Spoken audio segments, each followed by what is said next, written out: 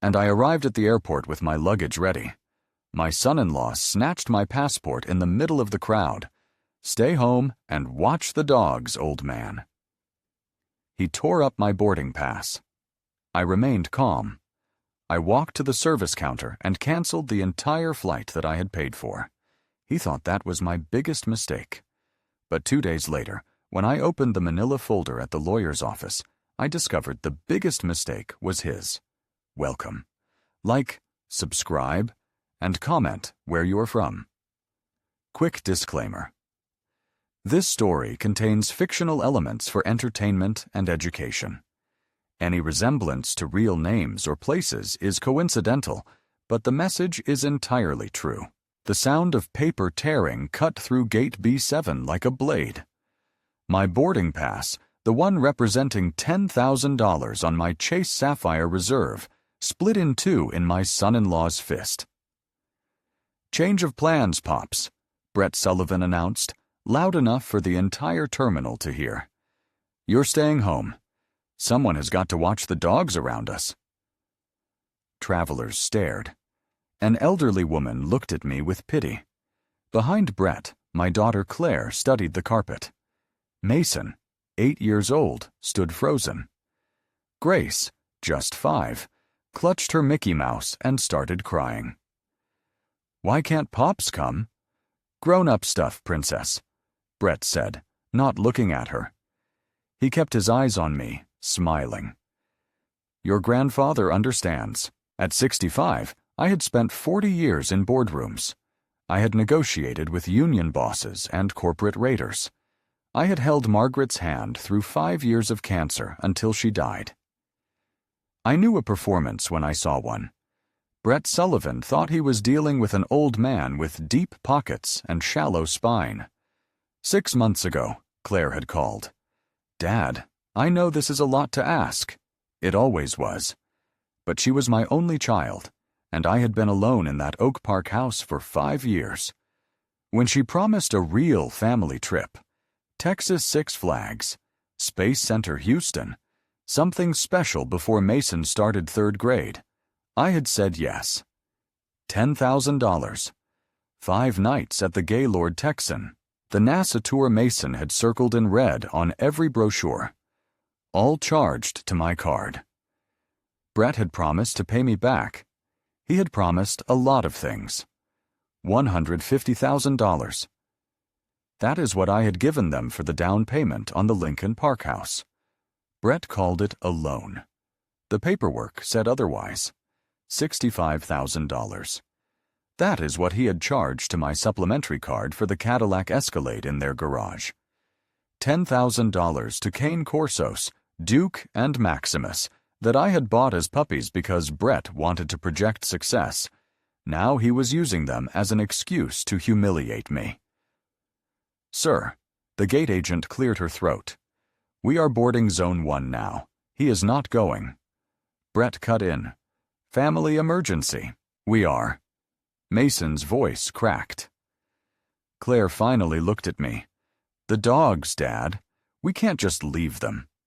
Duke and Maximus were at a premium facility, prepaid, but Brett had never told her that. I felt something shift inside my chest.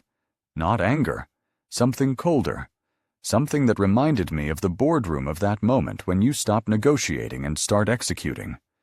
"You are right," I said quietly. "There is an emergency." Brett blinked. "What? Huh?" I turned to the gate agent. "I need customer service. I am canceling all 5 reservations. Everything." The words fell like stones. "Dad," Claire started. "The flights, the hotel, the rental car, the tickets, all of it." Brett's smile died. "You can't. I am the card holder. My name, my card, my decision." I did not raise my voice. I did not need to. At 65, I had learned that power is not volume. It is clarity. I looked at Brett Sullivan, watched the confidence drain from his face, and felt something I had not felt in 5 years. Control. He just made the costliest miscalculation of his miserable life, and I was just getting started. I did not walk toward the taxi stand. I walked toward customer service. The United desk was past the Starbucks near baggage claim. Behind me, I could hear Brett's voice rising. "Dad, wait. Let us talk about this." But I did not turn around. The most powerful negotiations happen when the other side realizes you are no longer negotiating. The agent at customer service looked up from her computer. "How can I help you, sir? I need to cancel reservations. All 5 passengers." She glanced at her screen, then at the clock. "Sir, your flight boards in 40 minutes. There will be significant fees. I am the cardholder. I slid my Chase Sapphire Reserve across the counter. Cancel everything." Her fingers hesitated over the keyboard. Everything. The outbound and return flights. The hotel. Gaylord Texan Resort. 5 nights. The rental car reservation through Hertz. Everything attached to confirmation number. I pulled out my phone, opened my email. GX7R4 2 M. She typed, clicked. Her expression shifted from confused to cautious. "Mr. Clayton, this is a $10,000 package. Are you certain?" "Completely." More typing. I watched her screen reflect in her glasses. Red text replacing green cancellation warnings flashing. "I will need to process each component separately. The flights will incur a cancellation fee of—" "I do not care about the fees." She blinked, then nodded. "1 moment, please." I stepped back from the counter and sat on a nearby bench. From here, I had a clear view of Gate B7. Brett was at the check-in counter now, Claire beside him, the kids trailing behind. He was gesturing, probably spinning some story about the crazy old man who had had a meltdown. The check-in agent scanned boarding passes, frowned, typed, scanned again. I watched Brett's posture change, shoulders straightening, voice getting louder. The agent picked up her phone, called someone, shook her head. Brett's face went red. "Mr. Clayton," the customer service agent waved me back. "It is done. All reservations canceled. I am emailing you the confirmation now." "Thank you. Is there anything else I can?" "One more thing?" I kept my voice low. "I have a supplementary card on this account. Can you deactivate it?" "The name is Brett Sullivan." Her fingers flew across the keyboard. "Done. The card will be declined effective immediately." Perfect. I stood just as Brett broke away from the check-in counter, scanning the terminal.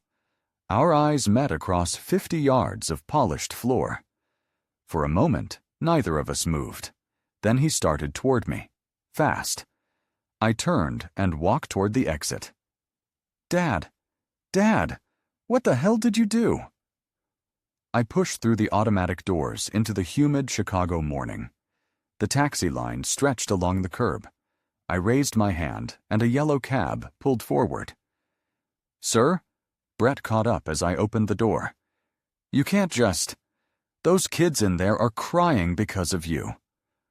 I looked at him. Really looked at him. 7 years of excuses and promises, and that practiced smile that had fooled my daughter into thinking he was something more than a parasite in expensive shoes. "No," I said quietly. "They are crying because of you." I climbed into the taxi. "Where to?" the driver asked. "The Peninsula downtown." As we pulled away from the curb, I saw Brett standing on the sidewalk, phone pressed to his ear. Grace crying into Claire's shoulder. Mason sat on his backpack, staring at nothing. My phone buzzed. Brett's number. Then again, and again. I powered it off. Let him wonder. Let him panic. Let him stand in that terminal and explain to my daughter why the trip he had promised, the trip I had paid for, had just evaporated. The game had just begun. And this time, I was holding all the cards. The Peninsula Chicago welcomed me with the kind of quiet luxury that Brett could only pretend to understand. "Mr. Clayton, welcome back," the desk clerk smiled. "Your usual suite. Lakeview, please." 20 minutes later, I stood in a corner suite on the 19th floor, windows overlooking Lake Michigan. I ordered room service, rib-eye medium rare, coffee.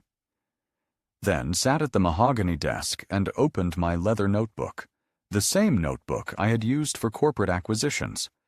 Margaret had given it to me when I made partner. Her inscription on the first page for Bernard. "May you always know what you are worth." I should have remembered that years ago. I drew a line down the middle of a fresh page. Left, what they think they have. Right, what I actually own. Lincoln Park House. Arrow, my $150,000 down payment. Cadillac Escalade. Arrow, title in my name. Duke and Maximus. Arrow, microchipped to me. Utilities. Arrow, my accounts. I picked up my phone. Chase Private Client Services. This is Michael Stevens. Michael, Bernard Clayton. I need you to freeze a supplementary card immediately. Brett Sullivan. Security concern, Mr. Clayton. Unauthorized charges. Flag it as fraud. Done. The card is frozen. One more thing. He may call, pretending to be me. Any changes require my physical presence. In-person verification only. Noted and restricted, Mr. Clayton. Next, I called ComEd, then the internet provider, canceling service at 247 North Lincoln Park West. Effective when? Immediately. The air conditioning ran on a separate meter I had installed 3 years ago. Brett had insisted climate control is essential for the dogs. I had paid $12,000 for installation. The bills came to my address. Cancel the account. End of business today. It was June. Forecast 92 degrees tomorrow. Room service arrived. I ate slowly, reviewing my notes. The ribeye was perfect. I thought about Brett trying to explain to Claire why the credit card failed, why the Wi-Fi died, why the house felt like an oven.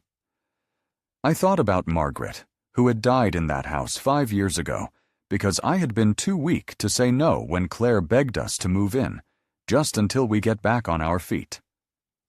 I would not make that mistake again. 2 more calls. Leonard Frost.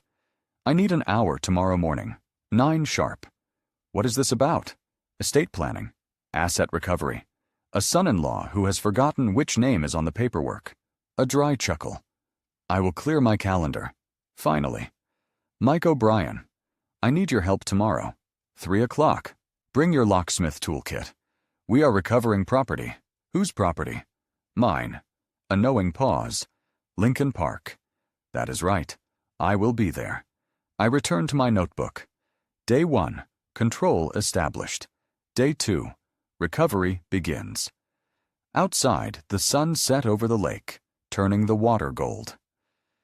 Rush hour traffic crawled below. Somewhere across the city, in a house cooling down degree by degree, Brett Sullivan was discovering that the comfortable life he had been living had a name on the deed. And that name was not his. The game had just begun. Mike O'Brien was already waiting when I pulled up to the Lincoln Park house at 3 o'clock. He stood beside his van, locksmith toolkit in hand, asking no questions. Mr. Clayton, he nodded. Where do we start? The garage. The house was a brick Victorian, narrow and tall, worth close to $1 million now. I had put down $150,000 3 years ago, so Brett and Claire could build equity. The garage sat behind it, accessible from the alley. Mike had the lock open in under a minute. The door rolled up, revealing the Cadillac Escalade, midnight blue chrome trim, $65,000 of ego on wheels. I pulled the registration from my wallet. Owner, Bernard Clayton. I will drive it out, I told Mike. Give me 10 minutes. But first, I walked to the backyard. Duke and Maximus were in their kennel, a 10-foot chain link against the back fence. Two massive Cane Corsos, 120 pounds each, bred for protection and loyalty. I had bought them as puppies 2 years ago because Brett wanted serious dogs. Now they rushed to the fence, tails wagging frantically. Their water bowls were green with algae. The food dish was empty, except for dried residue and flies. Something cold settled in my chest. Jesus, Mike said behind me. How long have they been like this? Since yesterday morning, at least. I knelt and reached through the fence. Duke licked my hand desperately. He bought them to show off, never to actually care for.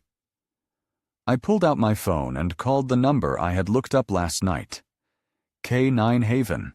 This is Jessica. Jessica, this is Bernard Clayton. I called yesterday about emergency boarding for 2 Cane Corsos.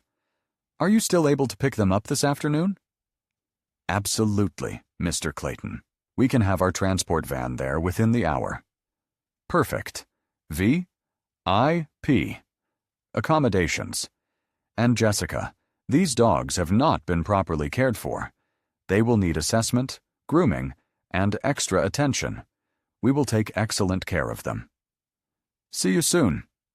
I hung up and opened the kennel gate. Both dogs nearly knocked me over. I found a hose, filled their bowls with clean water, and watched them drink like they had been in a desert. You are doing the right thing, Mike said quietly. 40 minutes later, the K9 Haven van arrived. 2 handlers in polo shirts loaded Duke and Maximus gently into climate-controlled crates. The dogs went willingly, tails wagging. They knew they were being rescued. I signed the paperwork and handed over my credit card. 1 month paid in advance. If I do not contact you by then, extend it another month. Yes, sir. After they left, I climbed into the Escalade. The interior smelled like Brett's cologne, expensive and overwhelming. I started the engine and backed out slowly. Mike stood in the driveway. Want me to close the garage? No, leave it open. You sure? I want him to see it. I drove downtown, parked the Escalade in a long-term lot beneath the financial district. 30 days paid in cash. The attendant handed me a claim ticket. I folded it into my wallet next to Margaret's photo.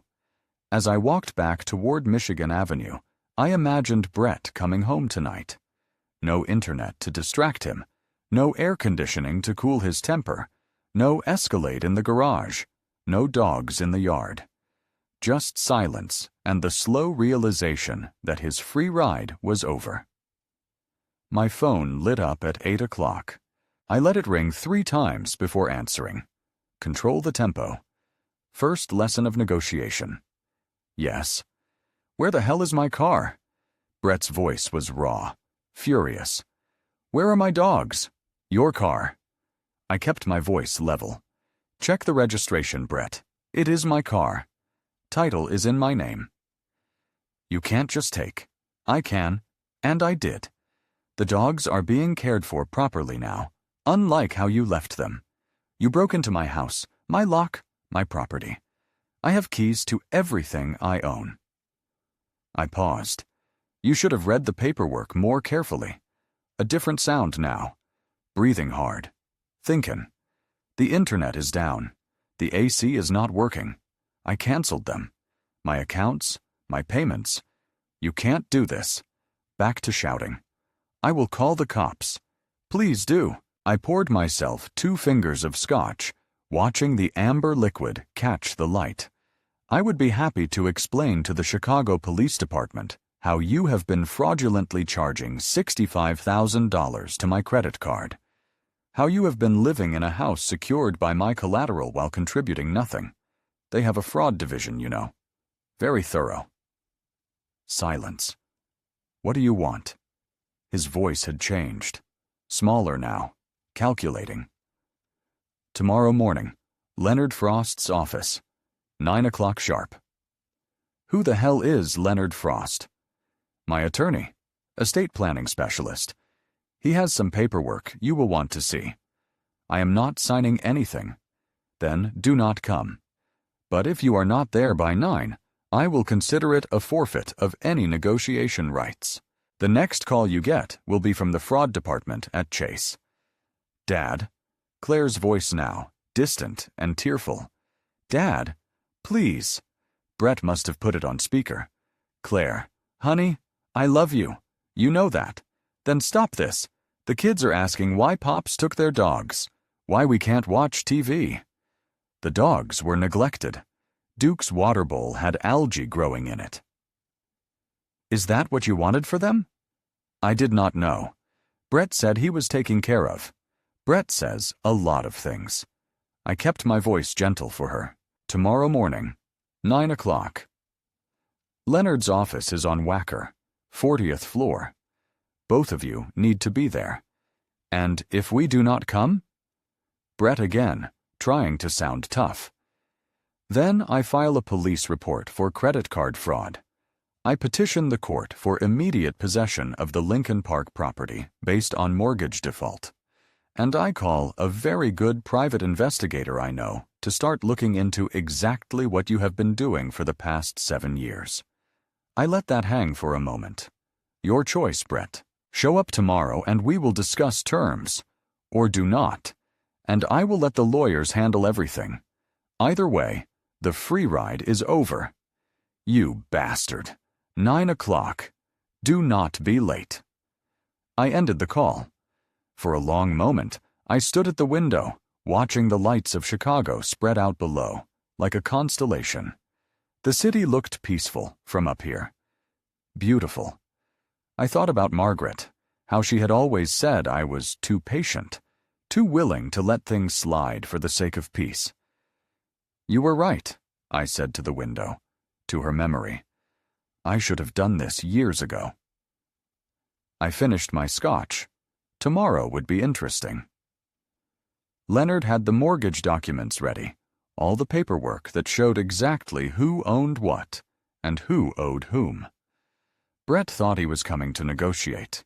He had no idea he was walking into checkmate. They arrived at Leonard's office at 9:04.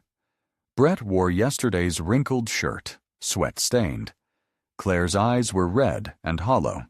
They looked like refugees.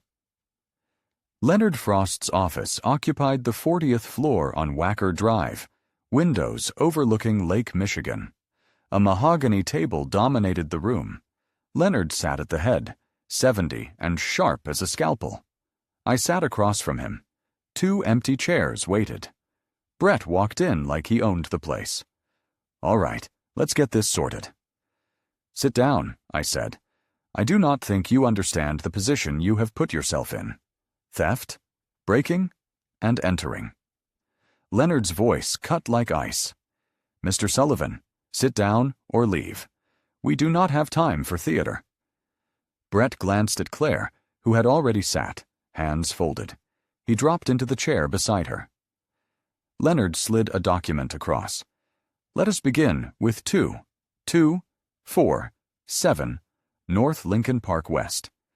Mr. Sullivan, do you believe you own that house? We own it, Claire and me. Wrong. Leonard tapped the paper. This is the deed. Claire Elizabeth Clayton is the sole owner. Your name appears nowhere. Brett snatched it.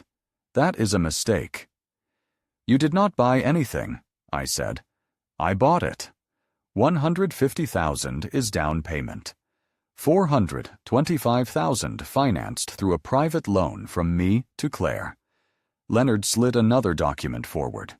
The promissory note. The house is collateral. Total debt, $425,000. Claire went white. Dad, I did not know. The bank rejected your mortgage 3 times. Brett's credit. So I became the bank. Brett shot up. This is fraud. Sit down.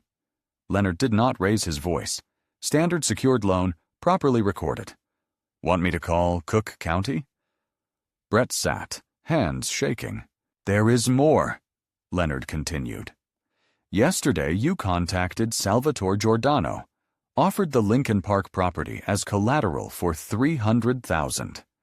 Salvatore called me first, I said. Asked if I knew my son-in-law was mortgaging a house he does not own. I was exploring options. You were taking a loan against my collateral. Claire would have been left with the debt.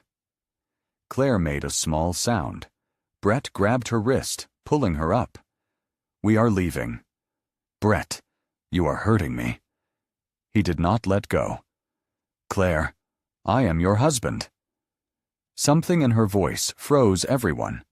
Let go of me. He released her. Red marks showed. Claire, sit down. I want to hear the rest. You are siding with him. Sit down. He did not. He stood there, looking between us. Claire, I am your husband. She looked up, tears streaming. And he is my father, the only person who has been there for this family. Brett's mouth opened, closed. You are choosing him. I am choosing the truth. Brett turned and walked out. Closed the door carefully, which made it worse. The room felt lighter. Claire was crying different tears now. Relief, not despair. She rubbed her wrist. Leonard closed the file, reached for his drawer. Bernie, one more thing.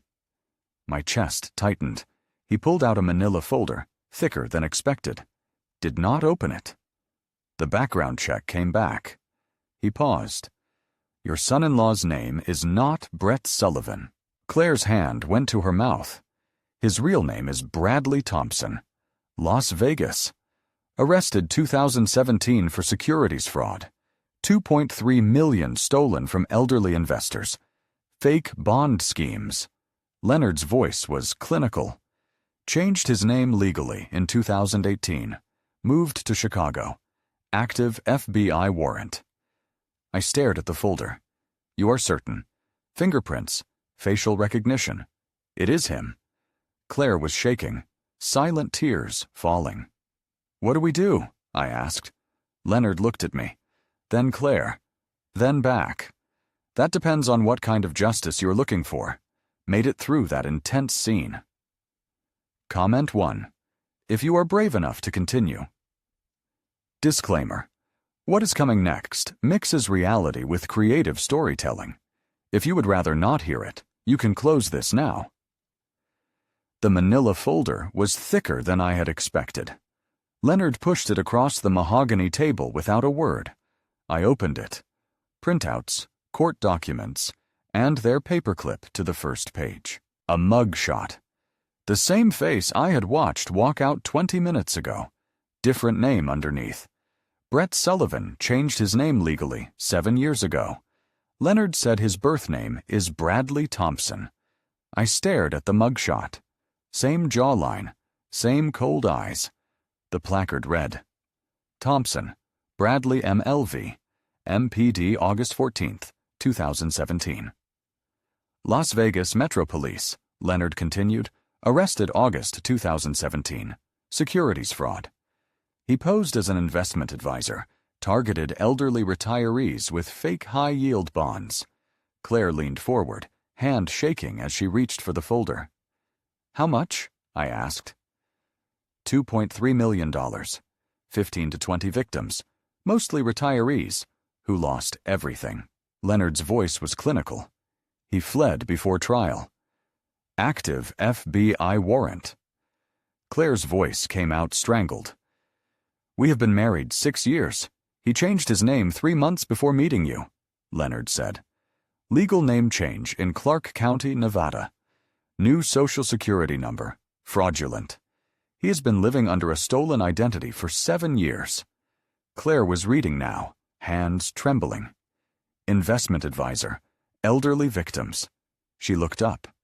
The kids, Mason and Grace. They are safe, I said quickly. They do not know anything. She stared at the mugshot, the man she had married. A stranger. He was looking for someone to hide behind, I said slowly. Someone with money, legitimacy, a ready-made new life. That is my assessment, Leonard agreed. And it gets worse. The Salvador Giordano loan was not just about cash. He was trying to use your house as collateral for illegal activity. If that deal had gone through, Claire, you could have been charged as an accomplice. Money laundering conspiracy. I did not know. We know, I said firmly, which is why we act now, before he realizes we know. Leonard nodded. What do you want to do, Bernie? I can call FBI right now. I looked at Claire. She was crying silently, clutching the mugshot. Not yet. First, we protect Claire and the kids. Separate them legally from him. Divorce papers? Restraining order. Make sure he can't implicate them. That will take a day, maybe 2. Then we take 2 days. I close the folder. After that, Mr. Thompson can answer to the FBI for what he did to those investors, and to us. Leonard pulled out his phone. I will call him. Tell him we have more to discuss tomorrow morning. Will he come? He does not have a choice. He thinks he is negotiating. Leonard's smile was sharp. He does not know we are building a cage. Claire wiped her eyes.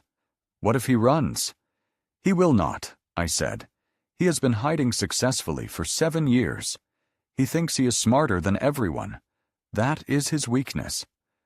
We left as the sun was setting, shadows stretching across Wacker Drive. Claire held my arm, like she would fall without support. Dad, what happens next? I looked at my daughter, brought to her knees by a professional con artist. Now we make sure you and the kids are safe, legally protected. And then we make Bradley Thompson pay. Not just for us, for all his victims. She nodded, still crying. I'm sorry. I brought him into our lives. No. I stopped walking. You fell in love. Or what you thought was love. That is not a crime. What he did, that is the crime. But I should have seen. He is a professional liar, Claire. It is what he does. We walked to the parking garage in silence.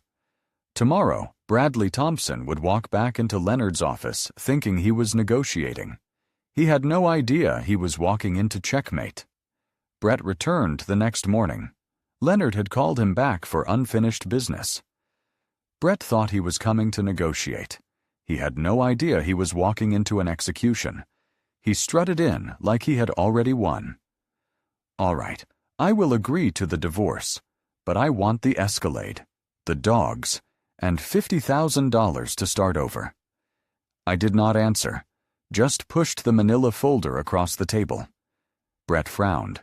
What is this? Open it, Bradley. The room went silent. Brett's face froze. What did you just call me? Bradley Thompson, born March 15, 1987, in Henderson, Nevada. Arrested for securities fraud. Las Vegas, 2017. Fled before trial. The color drained from his face. He opened the folder with shaking hands. The mugshot stared back at him. Where did you? This is... Leonard's voice cut like ice. Identity fraud is a federal crime, Mr. Thompson. So is interstate flight to avoid prosecution.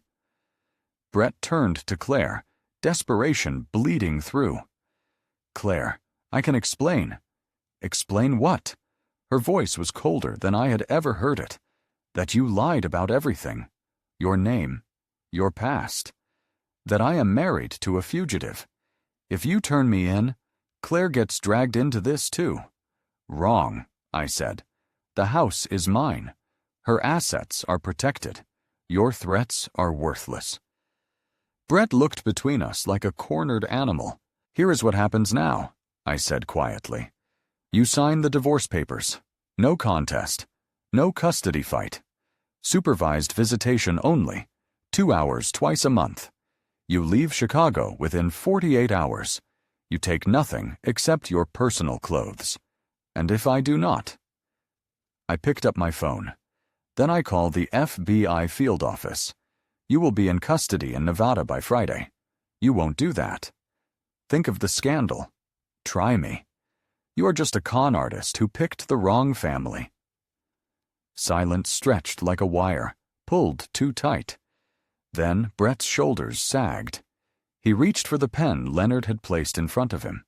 His hand shook as he signed his name, both names, on the divorce papers, the restraining order, the custody agreement.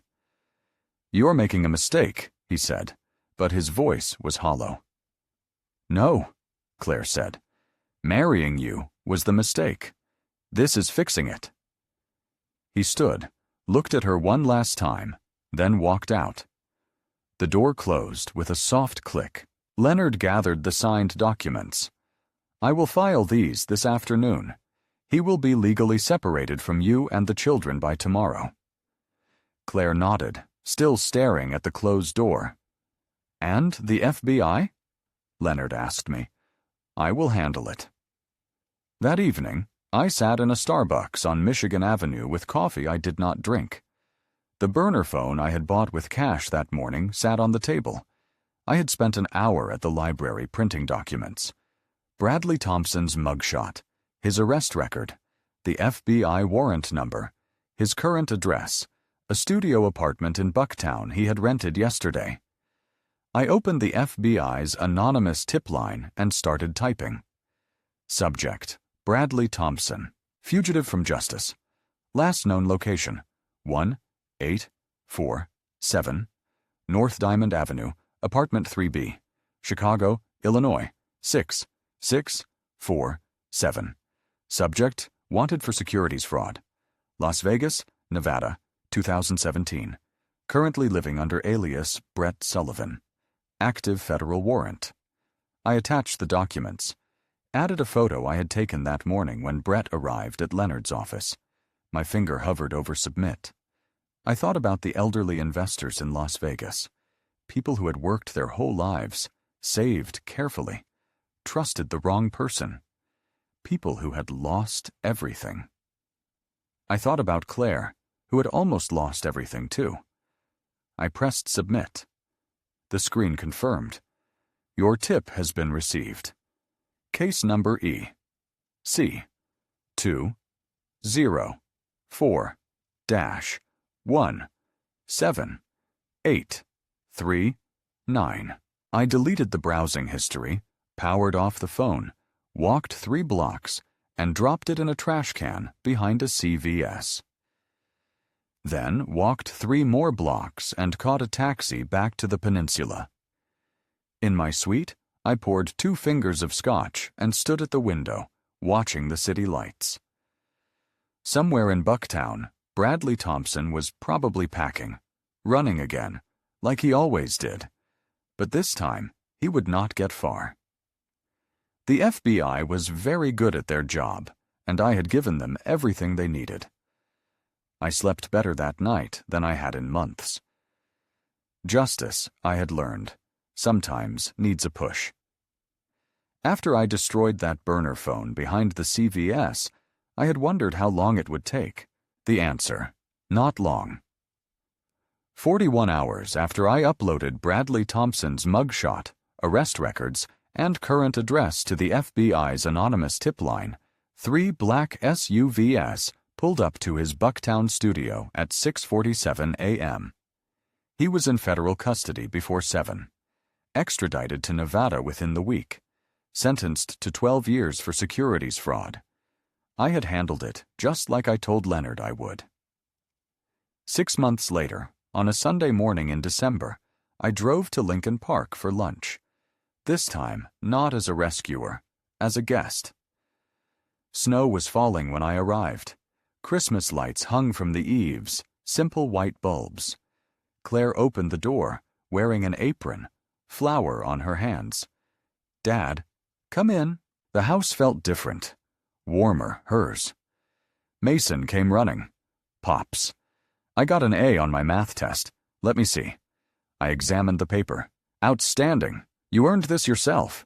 Grace tugged my sleeve. "Pops, look, I saved $5. She pointed to a jar labeled Disney Fund in crayon. "Excellent savings, sweetheart." Claire was setting the table. French toast, bacon, fruit. She had cooked it herself.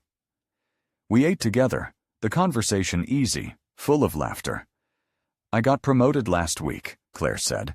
Assistant Logistics Manager. That is wonderful. You earned it. I did not I? Real pride in her voice.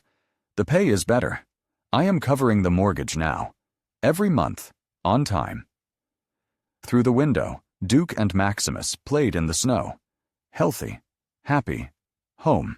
Dad called yesterday, Grace said suddenly. The table quieted. He's allowed 1 call a week from Nevada, Claire explained.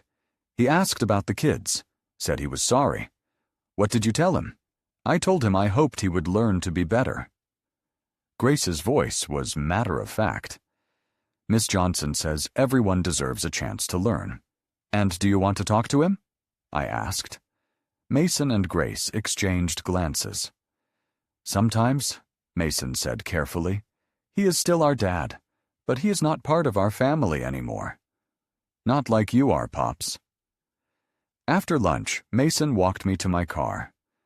Pops, why did you help us even when things got bad? I knelt to eye level. Because family is not about money, Mason. It is about respect. And sometimes the most loving thing you can do is refuse to accept less than what someone can become. So you believed Mom could do better? I knew she could. She just needed someone to stop doing everything for her and start believing in her. He hugged me tight.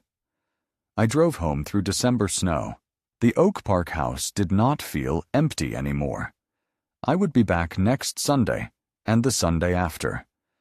Not as a checkbook, but as a grandfather, a father.